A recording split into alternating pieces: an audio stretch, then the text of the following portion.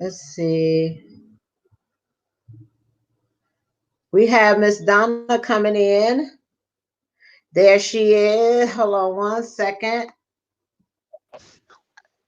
Hey Donna, how are you? I'm okay, Tamara. How are you? We are doing pretty good under the circumstances. Can you see Hi, Don. Desiree? Hi, Desiree. Yeah, I can see both of you. Well, hello, How are everyone. you? We wanted to welcome you all to the live feed where the Real Women in Trucking is putting on to talk about the things that's going on out here in the industry. I have with me right now Miss Desiree, who is the president of the Real Women in Trucking. She also is the founder of the TIER program and also is working heavily with writing letters and things like that to get people to donate for PPE equipment. I also have Miss Donna Brackville, which is also with the Real Women in Trucking. She's going to maybe talk about some of the things that she's experiencing out here on the highway, what we can do as truck drivers to keep ourselves safe. So if you don't mind, go ahead. If you all have any questions, please don't hesitate to put them in a comment section. I can read it off to them. We do have, let's see. But yeah, we are live now on my pages, also YouTube, and we also are live right now in the Real Women in Trucking Facebook page as well. So if you all don't mind, please share this out. So if you have any questions, concerns, or anything, maybe we can help you with that while we're on the live feed, okay? Go ahead, Desiree, and just tell them about some of the things that you're doing and what you're seeing out here. Okay. I was trying to tweet this out right now to get people Okay. to Well, join us. I'll do it in a Donna, minute. thank you so much for joining us. Basically, What is going on with you, Donna, out there on the highway? Well, most people don't realize this. Our business went away in 5 days. 100% of our business is gone. The earliest it'll be coming back will be August or September. So we went from having the banner year, the best year we've ever had in the entertainment business, to zero business in 5 days. Because what is it that you do and driving on the road? What do you haul and what do you do? Tell me how it went away in 5 days.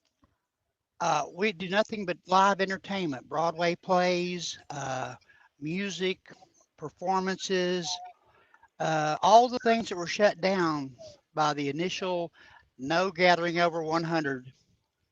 All of our tours were canceled or postponed. We've taken all of our trailers to spots to store them. Literally, we have no business in this business. Uh, I've been to customer. I have actually been to some of our partner companies that we deal with, and their trucks are sitting, their trailers are locked up, and they've sent everybody home. So have they talked to you all about filing for unemployment, compensation? Are you maybe transition? Is your company maybe transitioning over to some of the essential products that may be delivered? Can you pick up those loads, or y'all? What are y'all told to do? Well, honestly, I am so happy with the company I'm leased to because we're a 100% owner operator company. We have no company trucks. Our dispatchers went from covering essential entertainment loads to finding us freight. And it's not always good freight, it's cheap freight. But they're actually taking it at a loss and paying us our normal rates so they can keep us whole. I cannot say enough good about the company I'm leased to, which is I'm gonna be shameless and put a plug in here. Clark Transfer in Harrisburg, Pennsylvania. They have went above and beyond to try to keep us healthy. That's good. So they're taking y'all and they're actually taking a loss on keeping y'all moving just so y'all will have work and continue to be able to work out there on the road, right? That's correct, and I want to encourage any owner operator out there to go to the COVID-19 SBA website and apply for that low interest loan grant, because the first $10,000, which is the advance on your loan, if it's done right, will be a forgivable grant that you won't have to pay back. And anything above and beyond that, you can actually get the money to make your truck payments, to pay your truck off if you're at a point you can do that. These are 3.5 to 4.5% loans that are all part of the COVID-19 Relief Act. Correct. So that's what we are trying to also encourage people. But as truck drivers, we don't pay attention to a lot of the news and things that are going on. So that SBA loan is also a first come first serve. Also, Exactly. unemployment was available as well for people to get if they are independent contractors, and they've been Right. told to go home or sit at home or whatever the case may be. They are now eligible for unemployment. Truck drivers are thinking that they have to be fired or something like that in order to apply for unemployment. But if you're not able to Right. work, normally we would not qualify because we are an independent contractor. But now it is an exception that we are able to qualify for unemployment, and also a possibility with that $10,000 SBA loan. There is also, people that have fleets out here that have other workers that they work under. So they may be able to qualify for what is called the Paycheck Protection Program as well. So Uh-huh. we're asking people to get with your accountants, to get with your financial advisor, people like that that do know about these programs, so they can see if you all qualify for those as well. But Donna, just for you to be able to keep, being out here, how are you keeping yourself safe? The CDC recommended maybe a day or two ago that now everyone is supposed to have protective wear. So, do you have gloves, masks, sanitizer, all these things on your truck with you? Have no gloves, have no hand sanitizer. I ran out about a week ago, and I've actually got a neck scarf I wear for a face mask. That's all that's available. You can't buy it on Amazon. You can't buy it in the stores. If you're lucky enough to find it, you're blessed because it's just not to be found out here.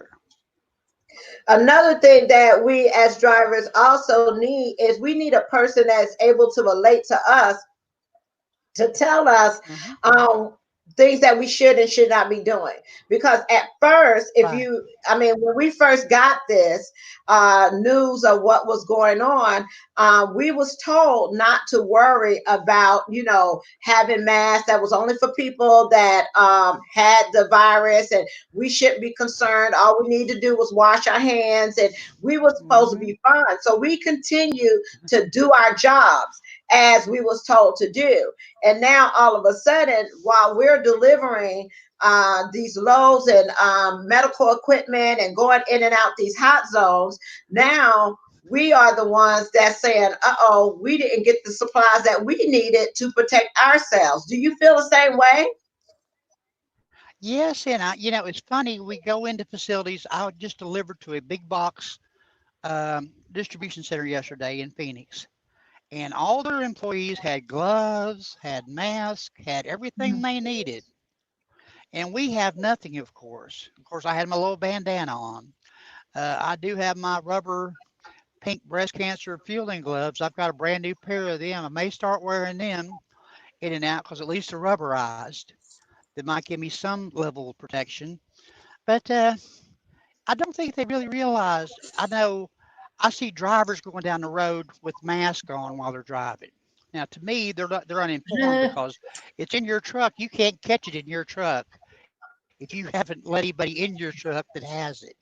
Um, I do wipe the dashboard down at least once a day, just in case I might on my steering wheel. The main thing is, like everybody said, keep your hands away from your mouth and your eyes and wash them, and you should be okay. Issue I have with a lot of people in the truck stops is the 6 foot distance they need to keep. Truck drivers don't seem to understand this. I had a gentleman yesterday walk up right beside me at a truck stop. I said, "Excuse me, sir, that X is on the floor for a purpose. Would you mind standing over there?" He looked at me like I had a third eye. Mm. What are, let me see. We got Desiree back. So I'm gonna bring Desiree in so she can tell drivers what she's doing out here, also what she's seeing and the letters that she's doing. Desiree is very active on Twitter and writing to all these different people to try to make sure that, you know, they're trying to put care packets together, something so we can have to protect ourselves. Go ahead, Desiree. Hi, everybody. Hi, Donna. And I wanted to tell you, Transfix is going to send us 1,000 hand sanitizers and 1,000 masks this week. I think I'm going to get them. And then I'm going to actually personally take them to truck stops.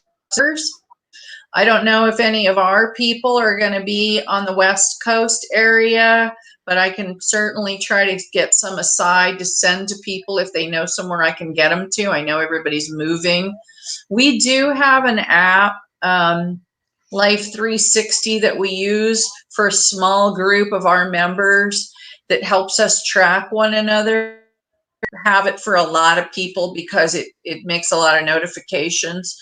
If you're working in the West Coast, or if you're a member and you are somewhere that I can get you some of the PPE that we get donated, let me know. We want to make sure that you have that. We're trying to get additional donations of PPE, not just hand sanitizer and masks, but wipes, thermometers, things like that, so that the drivers, gloves, so they're talking to a couple of different businesses that are going to donate to us.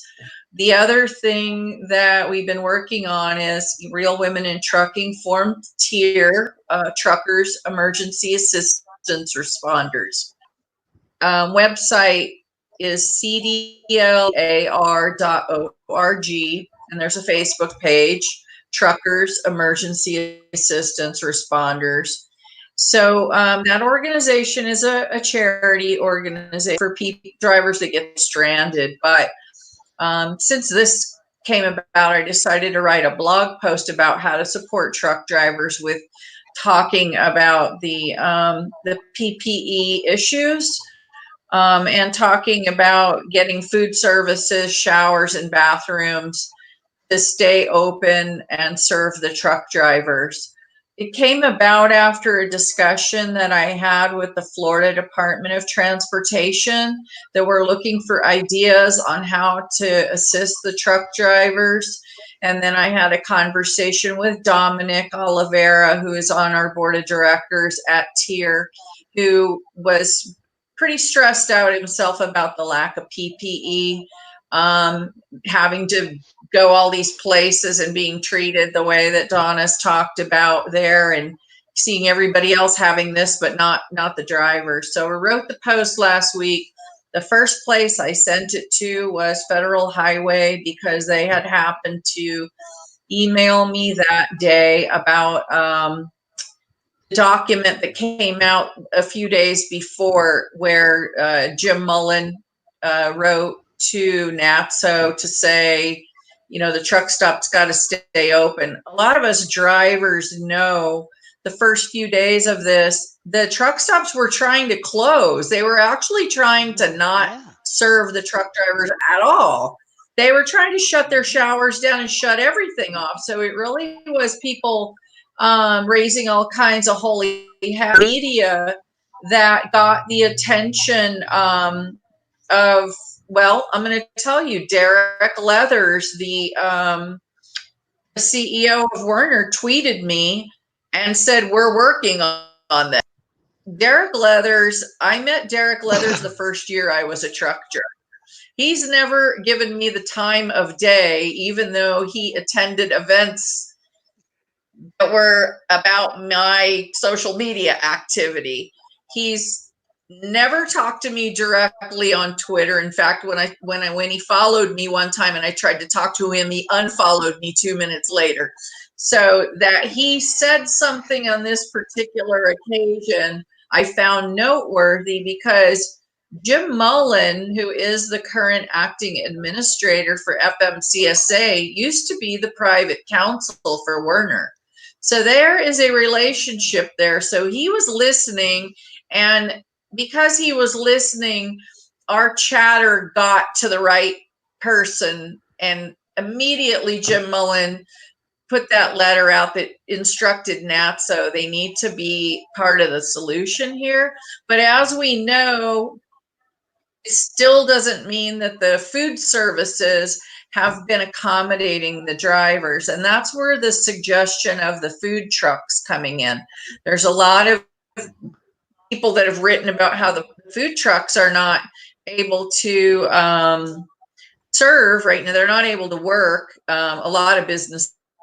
This is a mobile business that can go to where the drivers are instead of the drivers having to go to where they are, which has been the difficulty. You can't, we've seen drivers that can't get served at the window, and we went through the whole, you can't get a tractor trailer through the drive-through and all this stuff. But having a food truck be able to go to where the truck drivers already are solves a big problem, except for the fact there is this old law that says you cannot have private enterprise on rest areas. And the National Association of Truck Stop Owners will fight tooth and nail to prevent private enterprise on the rest areas. So what we were talking about was making a special exemption. Well, Arkansas just went ahead and did it. They didn't even wait for anybody. They just took the initiative and they got it done. I was still working with Florida DOT about how we can, they can do it. They have jurisdiction in some places, and some places they don't. I had also gotten somebody got a hold of me from the blog post that they are a nonprofit that actually funds people that have food trucks. They help people get started in business that want to start a food truck. So they wrote me and said, we have all these food trucks that need work, and we read your post, and we're trying to figure out and work on something to get these trucks to where the truck drivers are. What do we do?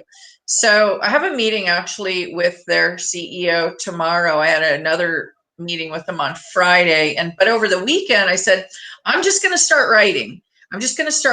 So they sent me a spreadsheet that has a lot of trucks in California already. They sent me a county list. So then we know it. We know Florida's trying to work on it. And here we have a list of several counties where they have these trucks sitting right now in California. So I wrote a director of Caltrans, which is the California Department of Transportation, and I wrote to the governor. And this is after Federal Highway had already received that post and read it and responded. There's a screenshot on our members page. The lady from Federal Highway said, thank you for this. I'll pass it on to our leadership. So now today we get a letter that says, okay, they made an exemption for all the states. All the states have an exemption. They can have private enterprise in the rest areas for this national disaster. So now we've got to get all of the states to know about this and take action. That's going to be the next thing, because a lot of them don't want to stand up to NATSO. NATSO is a very powerful lobby group. That's why we still have this old antiquated law.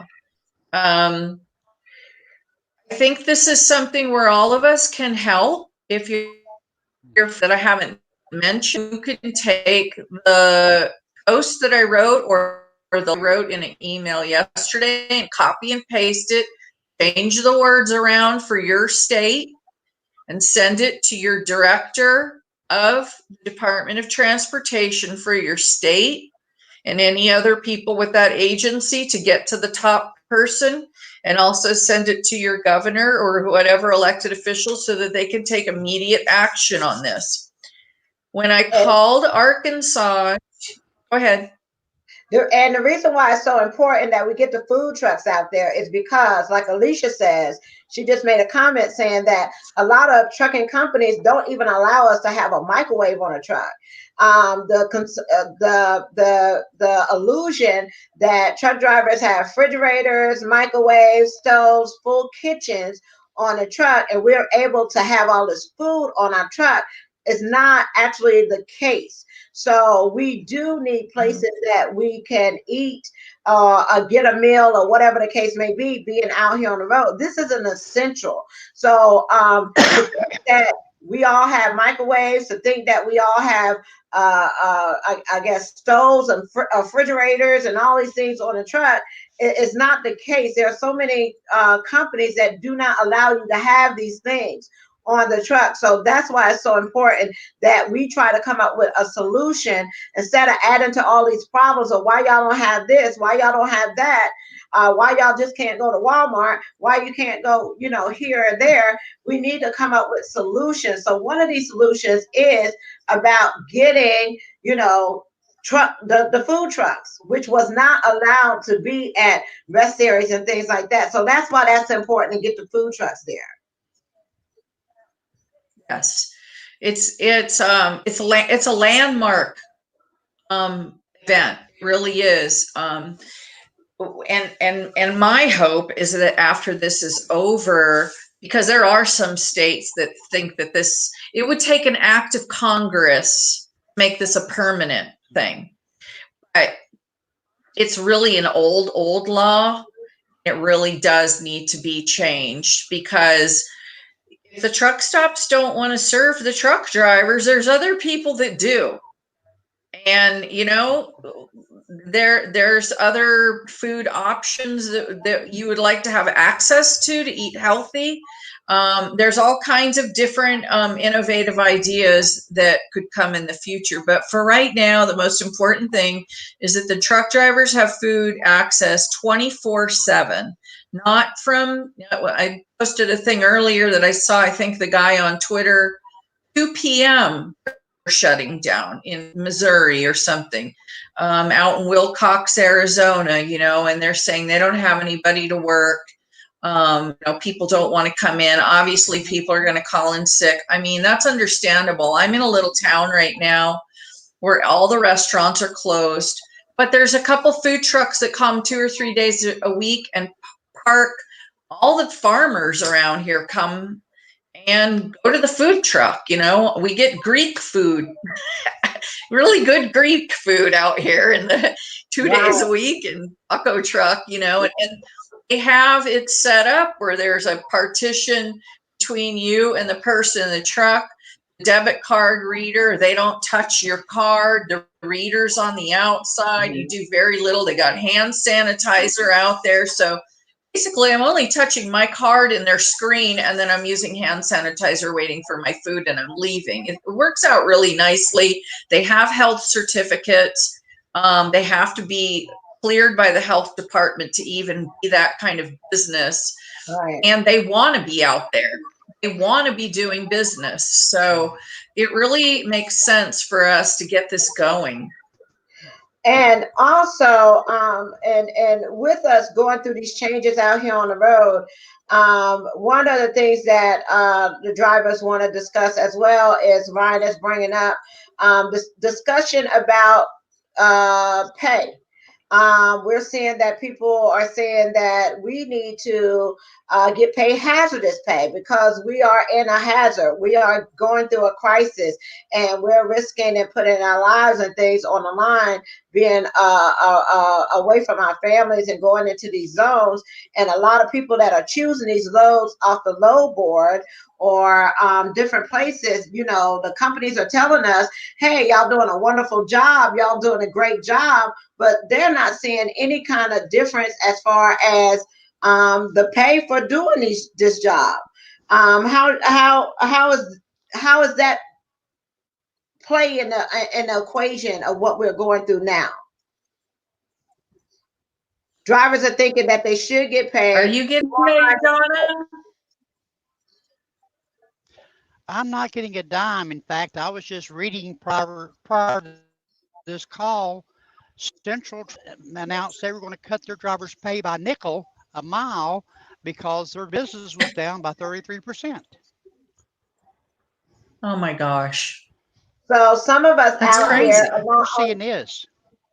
yeah, they did. They Central is taking 5%, but they're doing that across the board, and Oh, they're yeah. taking 5 cents off the driver's pay. So I mean, we do not want that to be something that is of the norm, because we're out here doing what we're supposed to do. They are concerned about that. They're concerned that they're asking to go to these areas, and they're not seeing any kind of increase in revenue to go to these hot zones and things like that. Unfortunately, right now, I think we're in the shipper's market, where they've got more capacity than they've got utilization. Yeah. And they're probably going to be having some drivers that get sent home not in, pretty soon, I would think, because some of the freight Michelle Kitchen was talking about, I don't know if she's on watching or wants to be in the feed, but people are only shopping for certain things. So there's a lot of nobody's shopping for. So the people that pull that kind of freight, they're going to very soon not have any freight to pull. So reefer people, obviously, they're going to stay busy, but dry freight is going to dry up, and people are going to be going home. Yeah.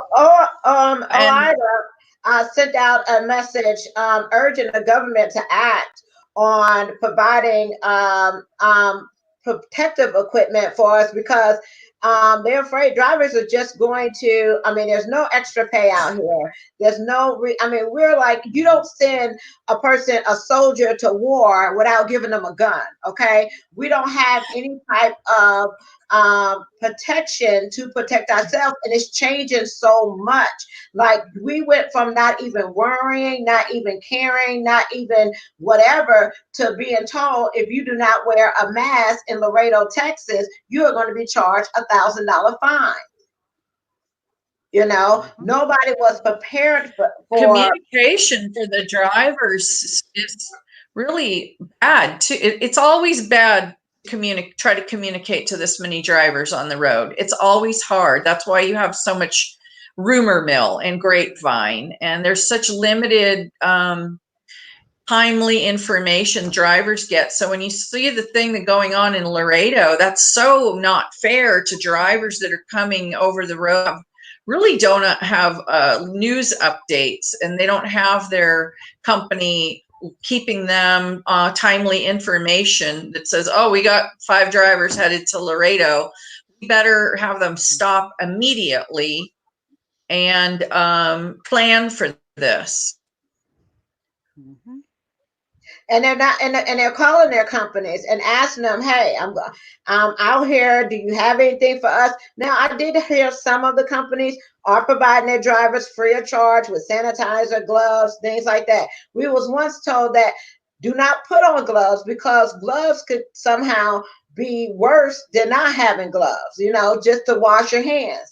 It's just that the information that we're getting out here on the road, we don't want to panic. It doesn't do us any good to be all up in war, because we have to be out here to do this stuff. But we just need the correct information of what we should and should not be doing. If we need the PPE, we need to have that at our disposal. We need to be able to have that. If we need to be wearing gloves, we need to have the gloves available. I just came from Walmart, and they just put like a huge case at Walmart, and they're selling these little bitty bottles of hand sanitizer, okay, for $5. So, and there's no limit on it. You go in there and get the whole thing if you want to. But as far as us being out here on the road, we don't have that luxury to stop at all these different places, because we're so busy driving and we're so busy delivering stuff. We need to either at the shippers, at the receivers. I'm seeing them setting up They're taking people's temperatures. They're taking drivers' temperatures. Drivers don't even know why. They're getting their temperatures taken when they go to the ship with a receiver. What is it that happens when if a driver has a temperature? What's the protocol? We don't have a guideline of what we do when we get, if we're, running a fever, if we told that we can't deliver freight, we're just out here unprotected.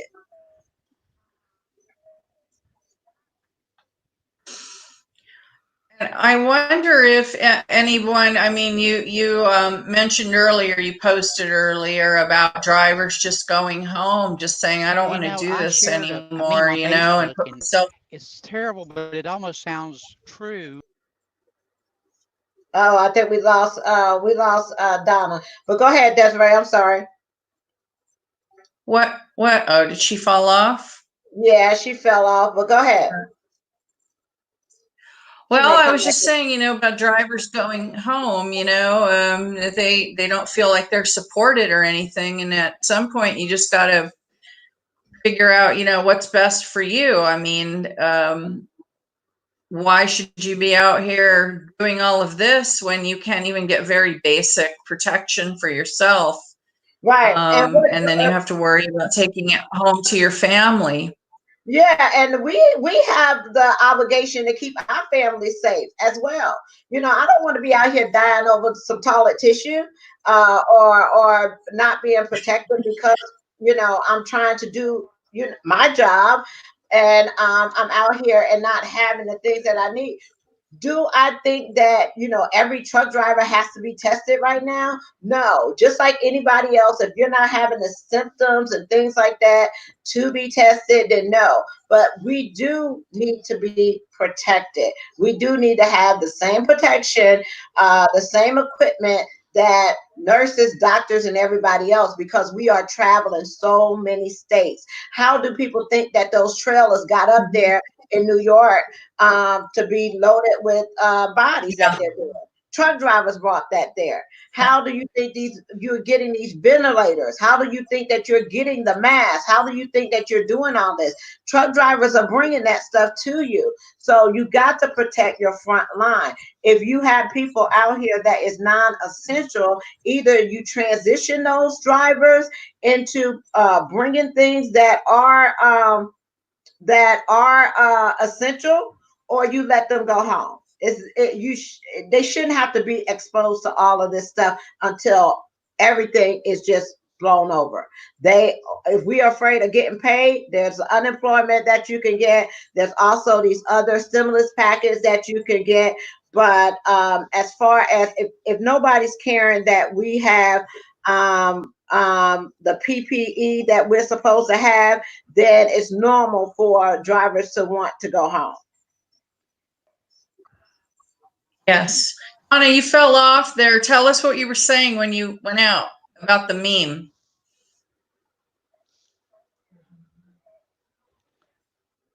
Donna? Did you hear us? Can you hear me, Donna? Well, the meme said official. Yes. Can you hear? I can hear you. Can hear me? Yeah. I can hear you. Okay. Is that better? Okay. The meme said that yes. we're told we're sacrificial. Oh, I haven't seen that one. Yeah. Yeah, I shared it a couple of days ago.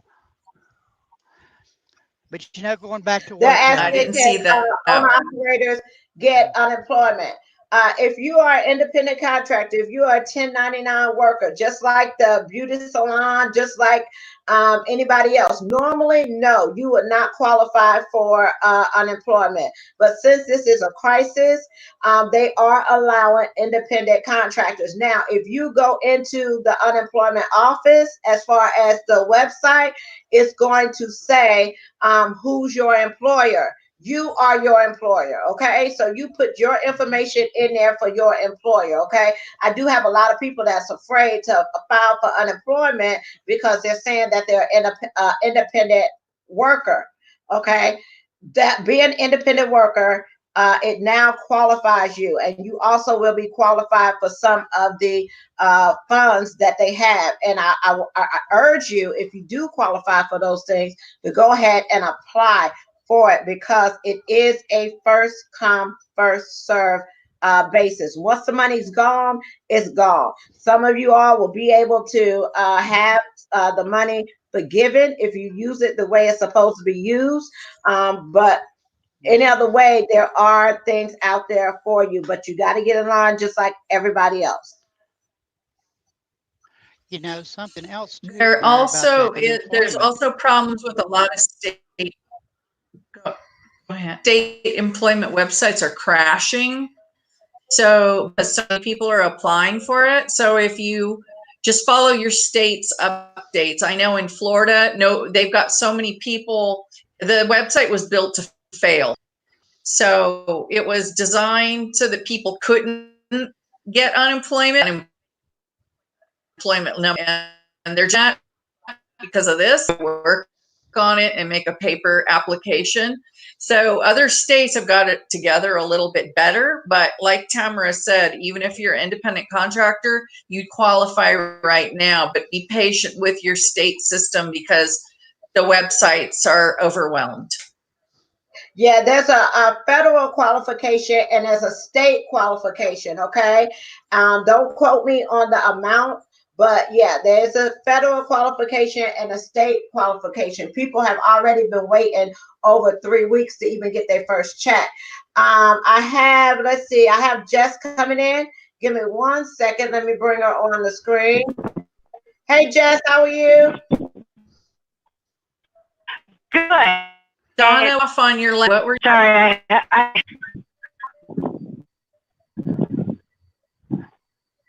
hello? Can you hear us, Jess? Oh, I don't. Hi, Jess. Oh, yeah. I want I can. to say Hey. that on the Let- unemployment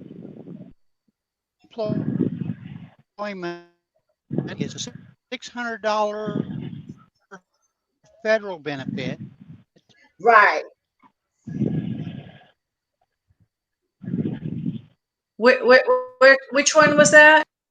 The unemployment is $600 for the federal. So it's $600 for Okay. federal, and I think I don't know how much it is for state, but it could I was be saying it's $600 federal benefit, and federal plus up to half of your whatever. Up to half. So Florida's the worst state because the max Florida gives people is $275 a week, no matter what. They're like the worst state, and they only do it for 12 weeks. But there's like some states they do way more, and it's like 45 weeks or something like that. So every state is different. So just stay on it. well, Okay. we have Jess here. Jess is with the Real Women in Trucking as well. Jess, what are you seeing out there? What are some of your suggestions? I want to talk about with all that's going on, there are schools that are still doing orientation. Why are we still bringing new drivers into this industry right now? Why are the schools even open? Do we really want people coming in doing training right now? You know, with the driver surplus that we have at the moment.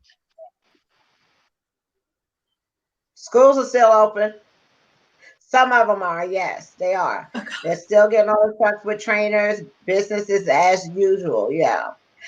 Some of them did close. A couple of companies are on hold, but there are still some that are having business as usual. Yeah, that to me blows my mind. That's ridiculous. And we had from a gal that had to get off of a truck from her co-driver for sexual misconduct, and she's standing in Denver right now with no company and no truck and trying to figure out how to get home. You know, so like if there isn't enough going on right now, you got to worry trying about to find a way to get home on a bus or a plane, and you just lost your job because this jerk. I mean, same old stuff, you know? It's ridiculous. And they are making some kind of exceptions with people with permits, because if the DMV is closed, you can't even test out. So they may be making some provisions that people are actually driving on permits instead of actually having their license, or they're doing some kind of quick testing out to get them on the road, or whatever the case may be. Because if the DMV is closed, I know they made an exception for if you need your medical card, or if your driver's license expired, or whatever the case may be. But yeah, they are making exceptions for students as well. The ones that have their permits, yeah, they're allowing them to go to school. Lady Box Box says, let's see. I've seen farm drivers, they got students on their truck, they still training. Then you don't qualify, I haul food. Our state DMV, some of the DMVs are making exceptions for commercial driver's license. So they are allowing people to test for their commercial driver's license. But yes, another thing that I'm seeing, Jess, as well, is I'm seeing drivers, they got their kids out here on the truck with them. So is that a safety thing? Should you be having your children on the truck with you? Or should it be just like anything else? I guess they feel like they're protecting their child by having them on the truck with them. Are they more or less exposed to the virus if they're riding around on the truck with their parents? I kind of think that, I mean, you have to do what you have to do at this moment. If you're in a predicament where you're a single parent and you have to,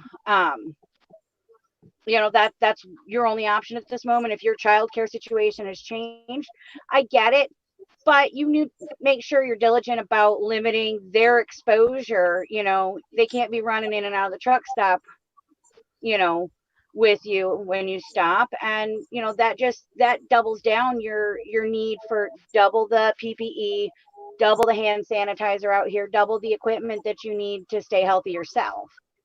So what do you have, Jess? How you take my daughter out here, and I homeschooled her in the truck. But at this moment, she is safer at home, and I'm safer here, not going home. You know, my household is my 84-year-old grandma and my daughter. So, for everybody's benefit, they're limiting their outside exposure, and I'm out here for the duration. You know. How are you protecting yourself? What are you doing as far as your PPE equipment is concerned? What are you using? I have my hand queen mask. You know, I hand soda, got sanitizer, alcohol, wipes. It's been really difficult to actually, you know, get into a place to actually be able to get it. And I stopped at Walmart to pay my phone bill, and because that was coming up due, and I was horrified that there's a lady with her tween-age daughter, and they're walking around drinking mocha frappes, and she had her dog that she claimed was a service dog, no PPE, like in Walmart right now, no vest on the service dog, but she's just like, yeah, it's a service dog. And I'm like, and then the cashiers were talking about what they were going to do after work. Maybe we can get off early and you can come over and hang out. And I'm like, what is wrong with you people? Like, I hope you have fun tonight. Just know that you're like putting me in danger because you were bored and wanted to go over to her house and hang out. No, if you work in one of these service industries that, you know, my daughter literally works at Taco Bell, and she still works right now, and she goes to work and then she comes home, strips at the back porch down to her underpants, walks in the back door, goes straight to the bathroom and showers. That's her protocol, not to kill grandma. Like, yeah. Thank you for joining us, Dawn. How are you?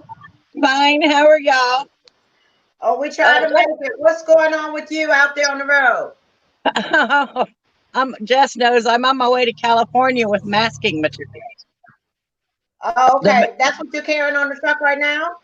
Yeah, I've got to be in California by Wednesday. They want it now, but as Jess knows, my company won't allow me to run over the hours of service because they want it ASAP because of the PPE stuff. But the messages I was sending you was, I think I posted it on my page. I know it's on my Facebook page. They're allowing the FMCSA today or yesterday posted a deal that drivers with permits can now get out and drive on their own. On their own? On their own. Only during this exempt period, though. And I think that's totally wrong because me personally, I don't think anybody should be out here without a year's experience anyway, much less they haven't even gotten their driver's license. They're still in training. How has it been for you, Dawn, on the road as far are you able to get the gloves, sanitizer, and things that you need to keep yourself safe? Well, my company has provided us with hand sanitizer. We got these lovely little deals right here that they provide for us.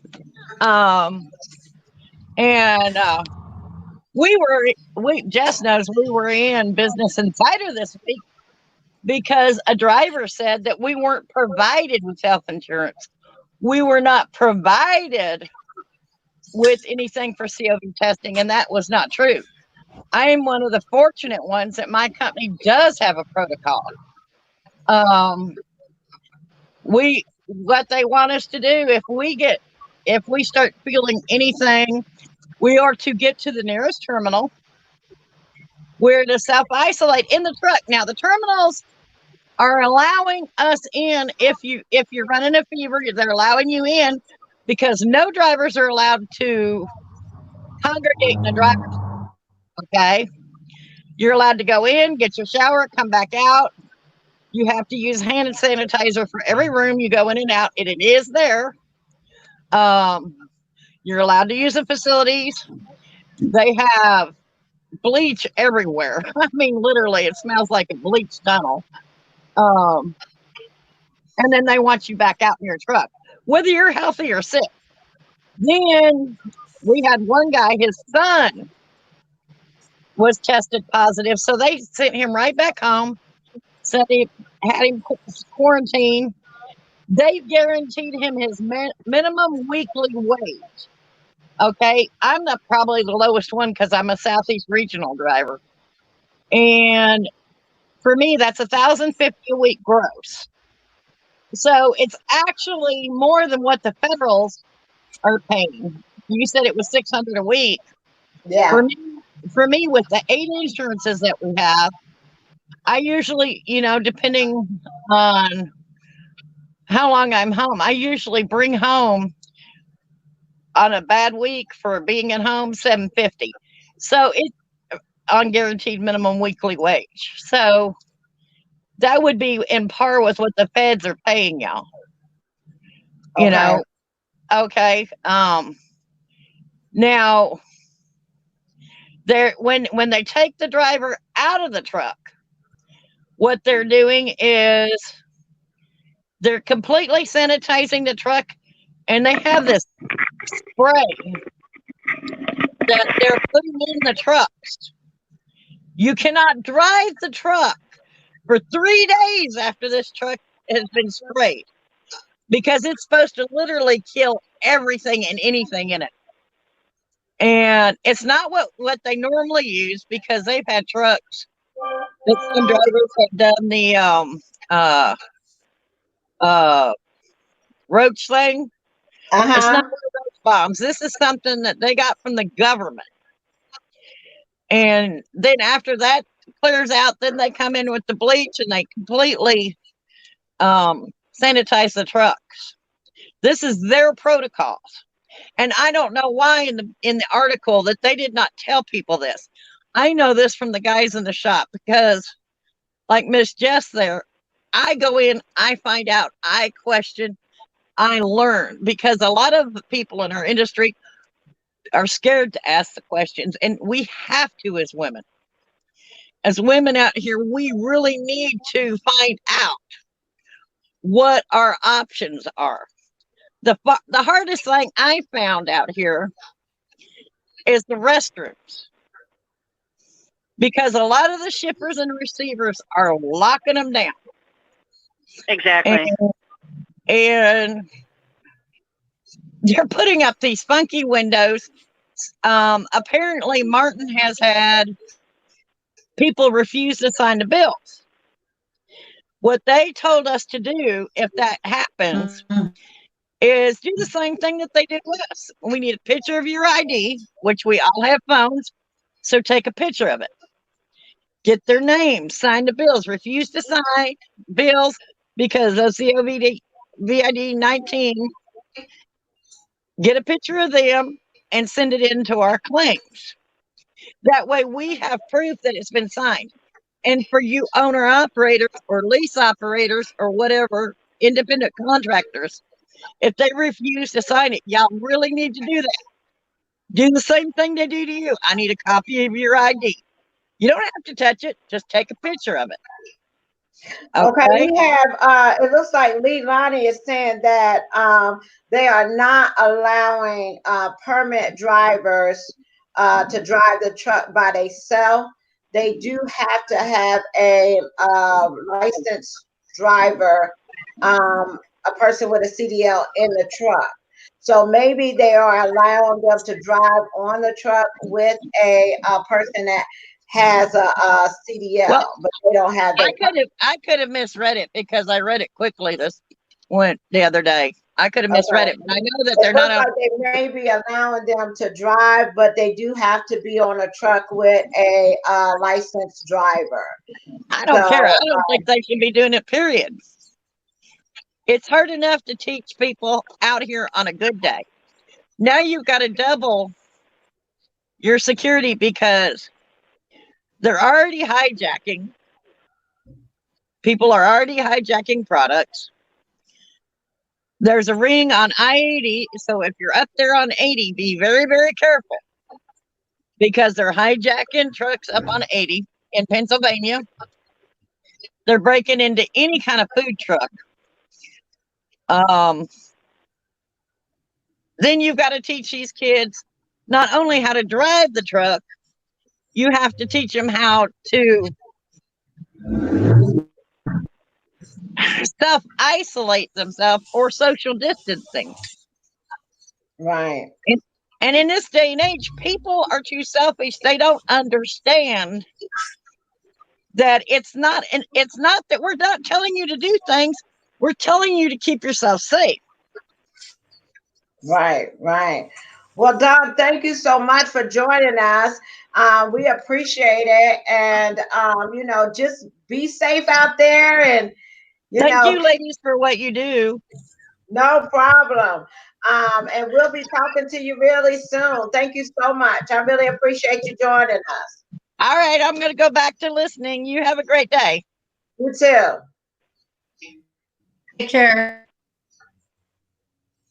Okay, now Jess, what's going on with you out there on the field? Go ahead. Hello. Yeah, I'm freight wise, I've seen a huge difference in the type of freight that I get, and what I do get is I'm doing the same thing. I'm pulling into Louisiana tomorrow, and the rate is the same as it was 6 months ago. There's no extra to go into a hot zone on this.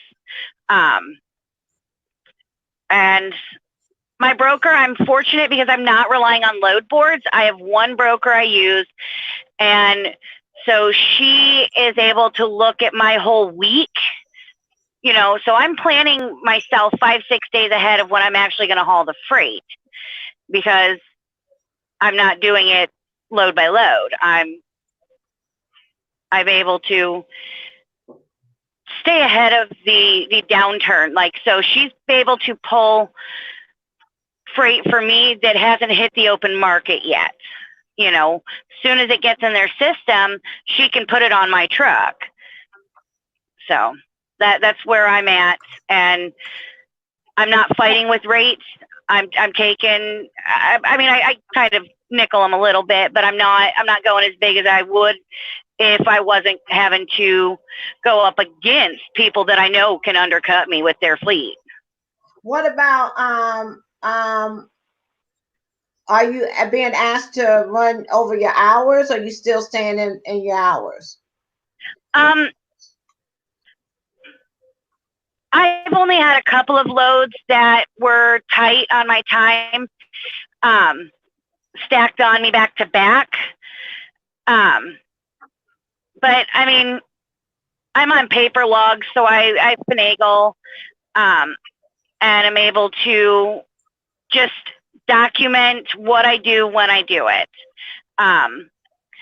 And I've got the highlighter going, you know, so if I am on a load that was critical, I put it in highlighted brackets. That way, I also take an extra copy of my BOL with the paperwork and staple that right to my logs. And then once that was done, she gave me, you know, downtime to get back onto schedule and haul general freight again. That wasn't the critical. Yeah. Okay. Well, I'm going back to Desiree. Thank you so much for joining us, Jess. We will holler at you later. Be safe. All right. Talk to you later.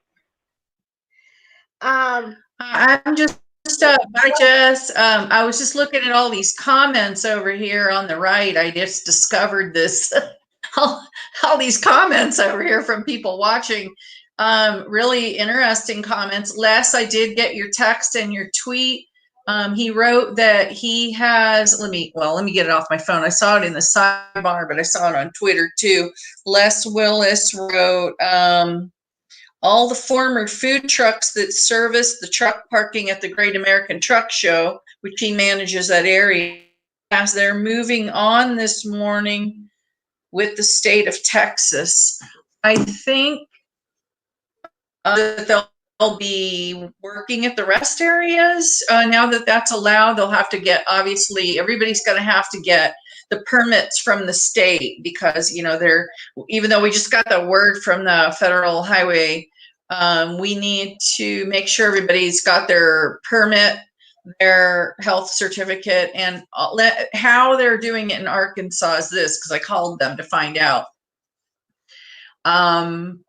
They are, first of all, they tried to see if they could put the food trucks near the truck stops that have the restaurants that are closed. And of course, the truck stop said, no, we don't want any competition. But I don't know how you can have competition when you're not even open.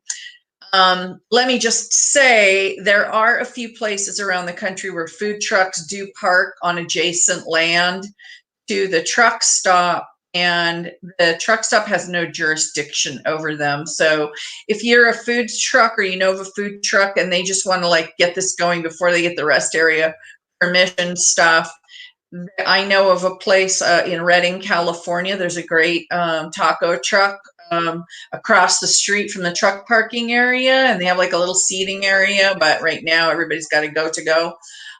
There's also one in Tucson that I can think of. So there's a couple food trucks that already have figured this out. So the rest areas in Arkansas, what they said was when they ran into this issue, they said, okay, forget them. Let's do it at the rest areas. Let's make this exemption and let's do it at a rest area that's far enough away from a truck stop. So the truck stop industry can't say it's competition to them.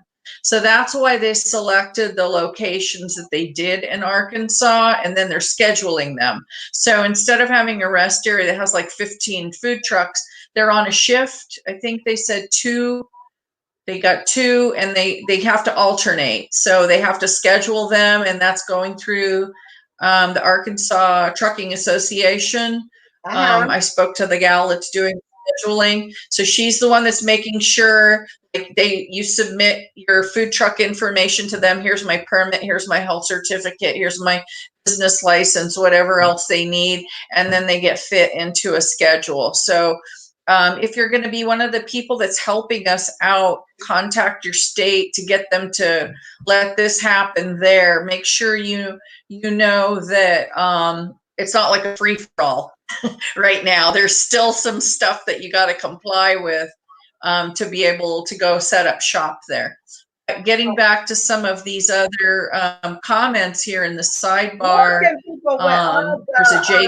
Desiree, with all the information that's coming out, a lot of it can be false, or it's just rumors or what people say and things like that. How can we make sure that we're giving out the right information, or where can people go to get the right information of what's going on? Because everybody's posting this and saying this and what they heard and things like that. There are some trucker groups. Aren't there some trucker groups online that? Well, we always try to post authentic information on our page, and we always try to check it from a couple of different sources. I mean, I'm on Twitter all the time. I see all kinds of stuff on there, and there's sometimes my knee-jerk reaction is retweet it, and then sometimes I'm like, wait a minute, let me go check on a couple different sources before I go and share this. And sometimes I find out I shouldn't. It's a hoax. It's something else. It's something to get you to react. Human beings are reactionaries, and you say there's a fire, or there's a spider, and everybody jumps, and there's not even a spider at all. So all of us have to check things out. I do see it a lot. There's this, there's that. Go to the source, you found it. If you can't find the source of where this from, don't share it. There's a lot of phishing going on. There's a lot of scams going on. There's a lot of, when disasters happen, do you know that rapes and child molestation goes up? Scam artists come out of the woodwork. During Hurricane Katrina, I was a volunteer for the Red Cross call center. The number of people coming out of the woodwork to take advantage of that situation was just unbelievable. And it happens every time there's a natural disaster. So while there's a lot of stuff going on right now that we all should be helping each other get the right communication, you also need to check the stories out too, so we don't have mass hysteria and panic. I see Idella is joining us. Happy birthday, Idella! Happy birthday, Miss Idella! No, we're canceling. Could you give us some words of advice of what you've been out here, and you all go ahead, Miss Idella. Well, thank you for the birthday wishes. It's been overwhelming. Not being able, I was at home for a couple of days, and I raided my cabinets at the house and brought everything with me that I possibly could that would protect me out here on the road. I was able to score some gloves, no mask, but having a daughter that sews and I sew, we're doing the bandanas, and I'll be picking up some more Monday on my way through Little Rock. But no alcohol, no sanitizers, no. I've been making my own sanitizing wipes by taking baby wipes, because I did get a case of baby wipes, and pouring alcohol into the containers. Definitely being self-contained in the truck with things that I won't mention, and the bleach tablets, which Desiree's been privileged, and I supplied her with some of that stuff a year ago or so. Definitely need to be self-contained. You need to be able to stay in your truck and not be able to get out of it. So far, 2 or 3 of the places I went, when I picked up toilet paper, believe it or not, in an armored car, and the check-in was fairly safe. They provided us with sanitation and bathrooms and we're clean. But where I delivered to yesterday morning, other than just checking in and signing the paperwork, there was absolutely nothing. Stay in your truck. I mean, they were polite and they were quick. But once they handed you your signed paperwork before you got unloaded, and once you were done, you were told to leave. You couldn't stay, you couldn't hang around, couldn't use the restroom. And it's been half and half for me. Half polite, half taking my temperature, asking me a lot of questions.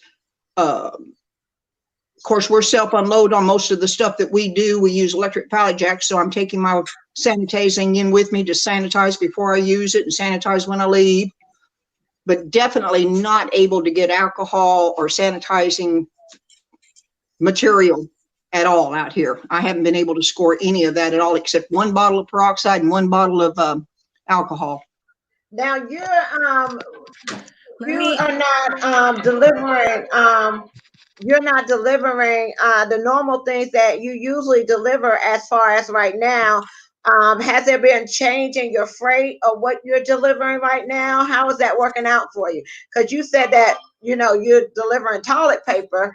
That's not what you usually haul, right?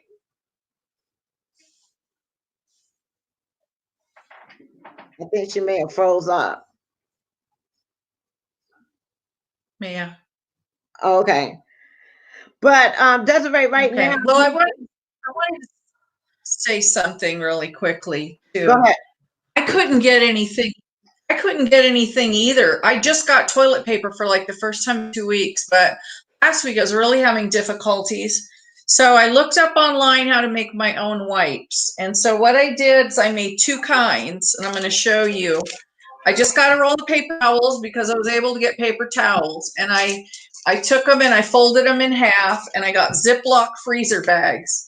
So I took like 30 of them and I folded them in half and put them in here. And so these are disinfectant wipes. I was able to get one bottle of this. It's antibacterial disinfectant for kitchen and bathroom. So I use this because usually I always have Clorox wipes with me, but I cannot find Clorox wipes anywhere. So this is disinfectant. I made my own wipes with paper towels in this baggie. And then the other one I made, it's in my car right now because I've been driving around. I made another one like this of hand sanitizer wipes, body wipes. Now I'm able to get some baby wipes, but these aren't sanitizer kind. So I did the same thing. I made the paper towels. I folded them in half. I did 30 of them. And I was able to get a bottle of alcohol, and I put alcohol, and it's got to be like the high percentage of alcohol to kill. And you put alcohol, a little bit of body wash or soap in there. And if you have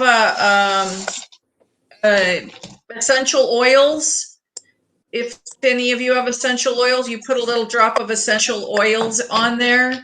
If you have glycerin, you can't get this on the road right now, so it will work. It's an alcohol scented homemade wipe. You can make yourself in your truck with towels, alcohol. A bottle of alcohol is cheap, and essential oil. You don't have to have the essential oil, but some a little body wash. That will kill germs on your body, but it will dry out your skin. So have some lotion to put on to make yourself a little homemade sanitizer. There is soap available, and soap does work. So these soap containers, they're a pain in the butt when you're on a truck. But worst case scenario, get a bar of soap, get a soap container, get a gallon of water, wash your hands frequently, and just do the soap. But hopefully that'll help you if you can't get this stuff on the road, that you can make your own and just use the Ziploc bag. The other thing is, I posted a thing on one of the pages of what you should not mix together. There are certain of these bleach make such a bad combination, actually yourself. So please make sure you know which one of these cleaning products you should not be mixing together. I shared it on the Real Women in Trucking, and I shared it on the COVID-19 trucker support page, I believe, and also on Truckers Emergency Assistance Responders page. Everybody should see that so they know what these things they don't mix together. Okay. So there is a COVID-19 truckers page. Yeah. There's And a couple different support pages.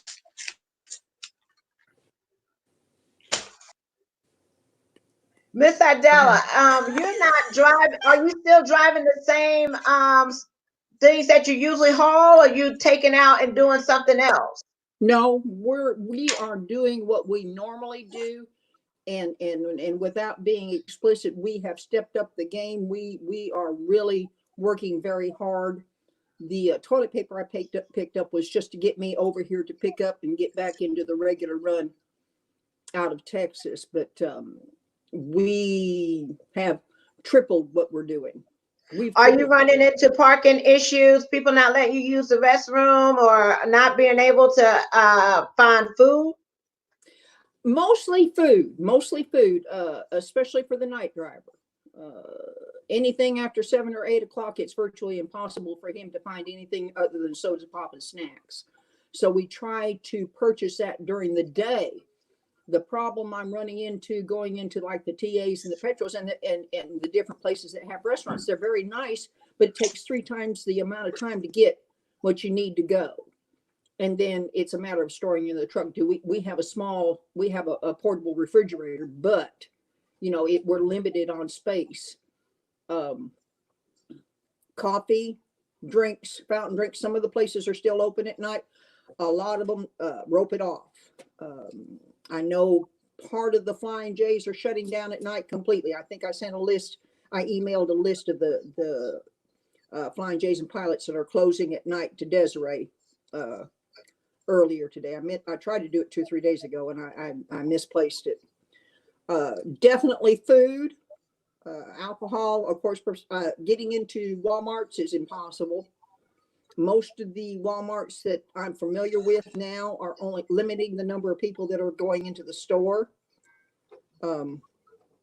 Pretty quiet around here. We're here for the weekend. Very limited food choices. Very limited, and nothing. You kind of got to eat what you can get your hands on.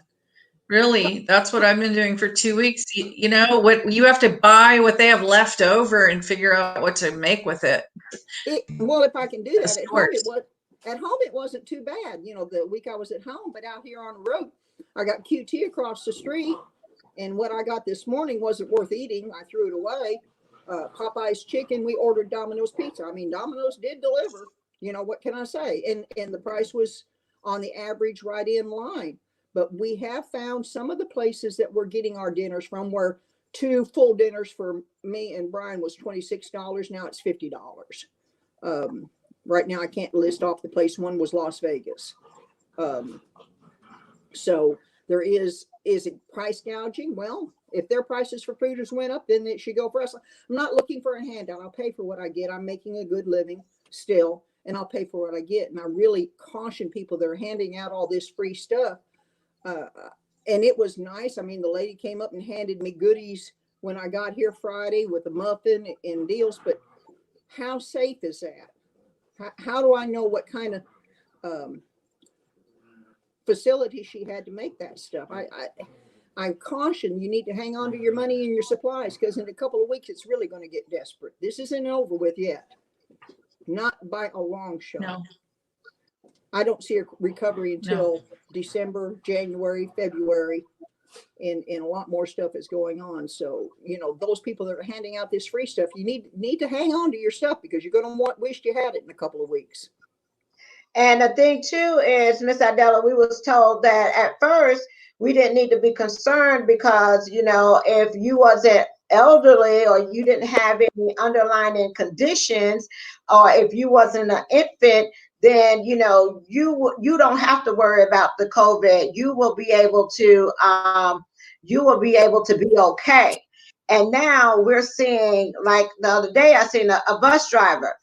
He looked pretty healthy. He didn't look like he, and a couple of days later he was dead. I mean, we're getting more reports with people that don't have any underlying conditions that are contracting the COVID-19, and they are dying.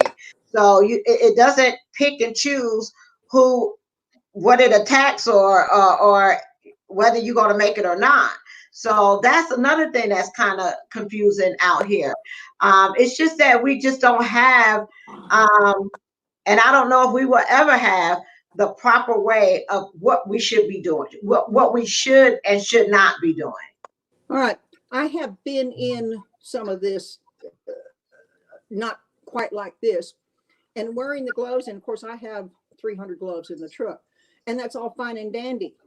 But you touch something, and then you touch something else. And I see some of the folks in the stores wearing gloves and some not. But they should be sanitizing those gloves or changing gloves with every customer. With every customer. I went in to get my driver's license the other day at Warren, and the lady had the gloves on. But after every transaction, she sanitized her hands with the gloves on. Because whatever she was touching, she didn't transfer it. She sanitized it before she touched her keyboard. Just putting your gloves on is protecting you up to a point until you get back in the truck. Then you touch everything. So I would caution people not to think that the mask and the gloves are going to protect you. We need to be throwing them away is what we need to do. But barring that, there's not enough of them to go around. You need to sanitize them. I'm going to be using bandanas so that I can throw them in the washing machine after every use. Don't wear it all day. Don't pull it down below your face. I see that a bunch of people coming in with the glass and then they reach up and pull it down below their face. Totally inappropriate, totally unsanitary. So don't give yourself a false sense of hope or a false sense of security just because you do have that stuff on the truck with you. Just a word of warning. Well, welcome, Queen. How are you? Thank you for joining us. Anything that you would like to add, Queen? Can you hear us? Hello? Can you hear us? Or maybe she's stuck. Hello, Queen. Can you hear us? Pop out and come back in. I'll bring you back on.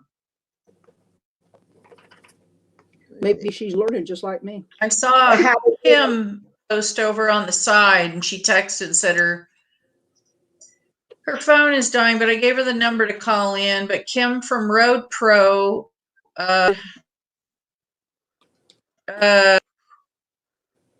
here, if we can read it, I can post information on Road Pro Cares page if you want to send it over, and then post to our social feeds that it's here. So we should post over there, and anybody else that wants to share the information to get it out to drivers, we want it. We appreciate it. We want all the drivers to have whatever information they need, current, accurate information. Well, we're hoping that we will get through all of this, eventually. It's just that it's taken a toll on a lot of us. I know that we are, especially not having the information that we need, not having the supplies that we need, it's causing us a lot of anxiety. I know I'm feeling it myself, okay? As far as, once I cut that TV off, I was fine, but then I'm like, am I not taking it, serious enough, or should we be doing more? Why don't we have this stuff and things like that? Because we're doing the best that we can out here, and that's all that we can do. But it is kind of taking a toll on us. I mean, we've been out here working. You never know what you're going to get when you go from one shipper to one receiver. So it's a lot. Let me see if I can bring Queen back in. Hey, Queen, how are you? Hey, ladies. I'm like something is going on. I was there with you guys, and then I was stuck, and I heard you guys talking, but everybody sounded like robots. I said, let me try this again. How are you ladies doing today? We're doing wonderful. Good, How are you? What's going on with you? Tell us what's going on with you. Well, what I've been saying out here is like I think the other young lady said, places are closing really late at night.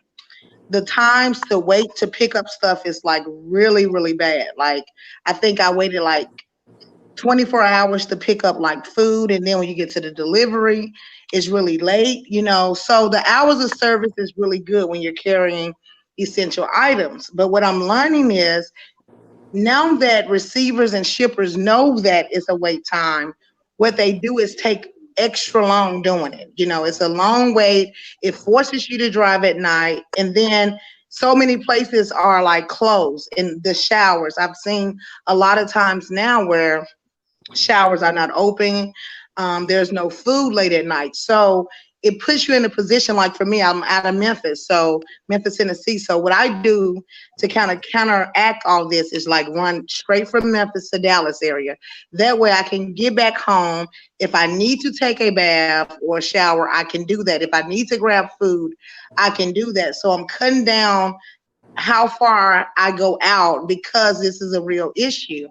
Also, I don't want to get sick on the road. You know, I don't want to get sick out there because we can't drive an 18-wheeler up to a hospital. You know, I asked myself a real serious question. I told my husband, I'm like, what do I do if I get sick out there? You know, and everyone's like, well, you have to quarantine. Well, you can't quarantine because you have access to nothing. You know, what does that look like?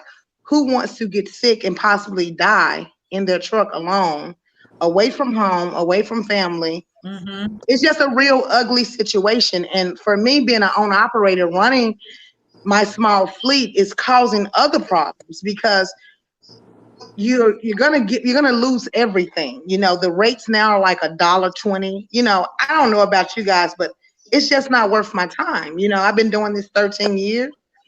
And when you do the numbers, it doesn't make sense. Not that a certain amount is worth your life. It's the fact that if I'm going to go out here and, as we say, help our country, at what cost? You know, we don't even have hand sanitizer. I think I got a little bottle from Kroger because my husband works at the Kroger, and I was able to get some hand sanitizer. I was able to get like a couple masks, you know, and that's just this week. So when I go back out tomorrow, I will have these things. But you can't find that in any store. You know, you can't find alcohol. You can't find anything. And we're on the front lines too because we're constantly going to these areas. We don't have the ability to wash our hands like they're suggesting. You know, often we just don't have that luxury. You go to Walmart. Walmart, I went there Friday. They don't even allow you in anymore. And I'm like, I need you guys to keep this same energy when all this is over, because that'll be okay with me. I can just put the bill of lading in the trailer and you guys can check the seal and get it out and then put it right back in. And let's do this. Let's keep this social distances going on, because I'm sure that the people at Walmart or any other shipper or receiver are coming into more contact with other people than, say, myself, you know. And I'm more at the risk, I feel like, of attracting this from them than me giving it to them, because they're going to go home around their families. They're going to go to the grocery store. I can literally limit myself to seeing and interacting with nobody in that truck. But the people that we come in contact with, that's not the case. So my question to you ladies is, what are you guys doing to kind of protect yourself? Because that's what I'm kind of having a problem with. Protecting myself from everyone else when I'm out there. Well, Desiree has been sending out letters to companies. We're starting to get a response from a lot of different companies, and we're trying to maybe put a care packet together for drivers. How we're going to be able to get it to everyone, we don't know, but that's what we're trying to do. Ladies, I am so sorry. My laptop just went down. I apologize. We've been on here for like an hour and 23 minutes. We are going to have this conversation again. You brought up some great points, Queen. Thank you so much for doing that. We're going to probably come back in maybe a day or two and reassess the situation. But hopefully we're going to get some help as far as getting some protective equipment for us to have on the truck with us, so we could be able to protect ourselves. But you know, we only know we are getting that donation, and we're asking a lot of us to get it. We're going to give her. So we're going to post that information as soon as we get it. Check out the tier organization on Facebook and some of the other organizations. And we're going to also come back together and still have conversations while we're going through this. Okay. So thank you all. Thank you, Miss Idella. Happy birthday. Thank you, Queen. Happy Thank birthday. You, talk to you all later. Peace, joy, and happiness. Y'all all be safe out there on the road and protect yourselves. Okay. Okay. Bye-bye. Bye. Bye.